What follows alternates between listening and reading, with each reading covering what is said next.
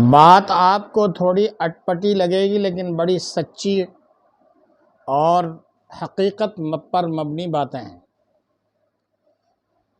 کہ آج تک کوئی یہ نہیں بتا پایا یا سمجھ میں یہ بات نہیں آئی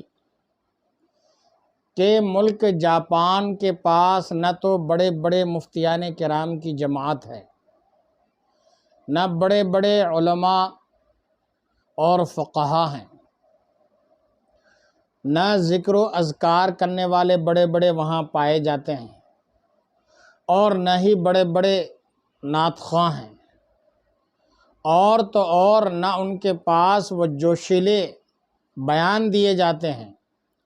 نہ ہی پیری اور فقیری کا دور دورہ ہے وہاں پر۔ تو پھر ان کو کون سا ایسا سبق پڑھایا گیا ہے کہ آج جاپانی پوری دنیا میں ایمانداری میں اول نمبر پر ہیں؟